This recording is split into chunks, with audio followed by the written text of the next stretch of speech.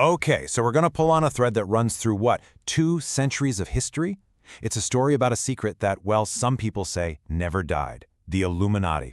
And to really get it, we need to look at not just what happened, but why it feels so incredibly real to so many people. I mean, just think about it. What if this small group of thinkers, founded way back in Bavaria, didn't actually disappear? What if they just went underground and are now secretly pulling all the strings of global events, from revolutions all the way to today's music industry? It's a story that basically rewrites everything we think we know about how the world works. And that's the thing, isn't it? The story starts with something that was actually real. It wasn't just invented out of thin air, which is kind of the scariest part of this whole thing, honestly. So this is the question I keep coming back to. Why do so many smart, totally rational people find this believable? Because this isn't just some fringe idea, right? It has had real staying power for centuries. Well, the answer is that our brains are literally wired for this kind of thinking. It's a survival trait called apophenia. We are all designed to connect dots, to find patterns, to make sense of a really confusing world. So when we see chaotic events happen, our brain trying to find a narrative isn't a flaw, it's the brain doing exactly what it was built to do. And you can see why there's a powerful comfort in that, can't you? That feeling that you've pierced the veil, that you have access to some special knowledge that most people miss. And then you go online and find this whole community of people who see the world the exact same way you do. It's gotta feel incredible. Exactly. It's this weird paradox. The idea of a secret group running the world is, of course, terrifying. But it's also ordered.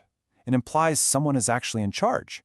And for a lot of people, that is way less frightening than the alternative, that history is just random, chaotic, and that terrible things happen for no good reason at all. And that's where the logic becomes this perfect, unbreakable circle, right? If a group controls the media, then of course the media is going to say they don't exist. Any evidence against the conspiracy, well, that just becomes proof of how deep the cover-up really goes. You can't argue with it.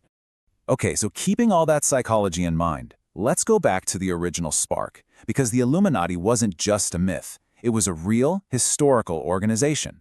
So, it was founded on May 1st, 1776, by a law professor, a guy named Adam Weishaupt.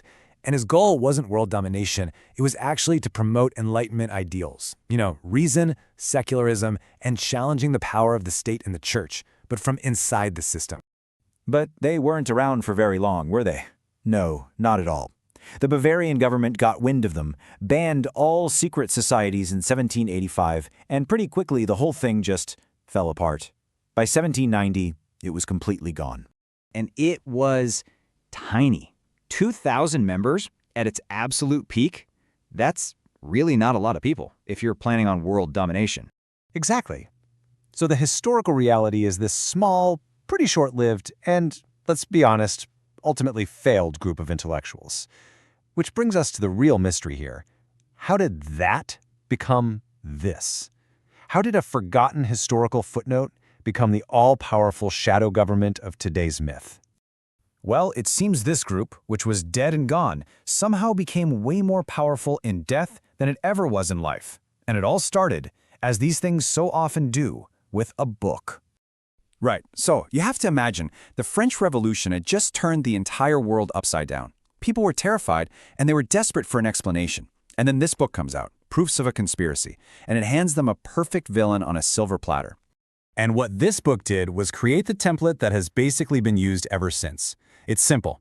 Step 1, take a really scary, chaotic event. Step 2, name a secretive group. Step 3, connect the two and reveal the hidden hand that was supposedly behind it all. It's a simple and an incredibly powerful formula. And once you have that template, you can apply it to, well, pretty much anything. The Illuminati became this all-purpose villain, like a blank slate that you could project any fear onto for the next 200 years. Okay, so a lot of this just feels like folklore, Pop culture fun, but there's a point where the myth stops being harmless fun, isn't there? It has a much darker side. Yes, and this is where it gets really, really important to pay attention. The language used to describe the Illuminati, this idea of a secret international cabal that controls banks, the media, and governments, is almost a direct copy-paste of classic anti-Semitic tropes. The narratives are so similar that they often just merge completely, and the word Illuminati ends up being used as a code word. And this is where the myth really does cause real-world harm. It erodes trust, it fuels scapegoating, and ironically, it makes it much harder to identify and confront the actual conspiracies that really do happen, because it buries them under this mountain of fantasy. So we're left with this, Echo, a real group that died out way back in the 1700s, and a myth that is somehow more alive and more powerful today than it ever has been. And we have to be super clear about this. The impulse to question power isn't wrong. It's actually necessary. Real conspiracies are a fact of history. Watergate happened. COINTELPRO happened. Governments and corporations absolutely do things in secret. So that desire to question power, it isn't irrational, it's healthy. The danger comes when that desire gets completely untethered from verifiable evidence. When a symbol on a dollar bill is treated with the same weight as a leaked government document. That's when it crosses into a really different space. So in the end, we can trace the history of the real Illuminati. We can understand the psychological needs the myth fulfills. But why this specific story has survived for over 200 years and just keeps adapting and thriving? Maybe that's the most interesting mystery of all.